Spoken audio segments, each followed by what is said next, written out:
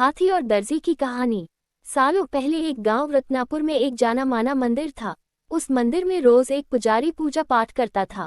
उस पुजारी के पास अपना एक हाथी था जिसे वो अपने साथ रोज मंदिर लेकर जाता था।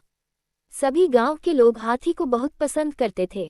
हाथी भी मंदिर में आने वाले सभी श्रद्धालुओं का खूब स्वागत सत्कार किया करता था। सुबह पूजा पाठ खत्म करने के बाद पुजारी अपने हाथी को नहलाने के लिए तालाब में लेकर जाता था। रोज हाथी तालाब में नहाने के बाद घर लौटते समय दर्जी की दुकान पर रुकता था। दर्जी भी रोज हाथी को प्यार से एक केला खाने को देता।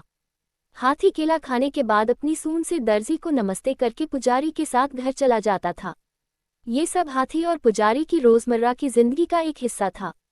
एक दिन हाथी जब दर्जी की दुकान पर केला खाने के लिए रुका तो दर्जी को शरारत करने का दिल हुआ। उसने हाथी को केला देने के बाद अपने हाथ में सुई रख ली। जैसे ही हाथी ने उसे नमस्ते किया, दर्जी ने उसकी सूंड पर सुई चुभा दी। सुई चुभते ही हाथी जोर से चिंघाड़ते हुए करहाने लगा। दर्जी ने हाथी के दर्द का खूब मजाक उड़ाया और जोर जोर से हंसने लगा। पुजारी को पता नहीं चला कि क्या हुआ। वो हाथी को सहलाते हुए अपने घर लेकर चला गया। अगले दिन फिर पुजारी और हाथी तालाब से लौटकर आ रहे थे। पुजारी कुछ दूर रुककर लोगों से बात करने लगा। हाथी रोज की तरह दर्जी की दुकान पर रुक गया। आज हाथी ने अपने सूंड में कीचड़ भर लिया था। दर्जी अपनी दुकान में बैठकर कपड़ों की सिलाई कर रहा था। जैसे ही हाथी ने दर्जी को देखा, वैसे ही हाथी ने उसकी पूरी दुकान पर कीचड़ फेंक दिया। उस कीचड़ में दर्जी तो भीगा ही, बल्कि उसकी दुकान के सिले हुए कपड़े भी खराब हो गए।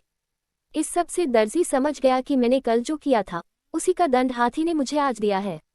दर्जी को अपनी गलती का एहसास हुआ और वो हाथी के पास भागकर गया। उसने हाथी से माफी मांगने की कोशिश की। उसने कहा, हे गजराज, आपने बिल्कुल सही किया।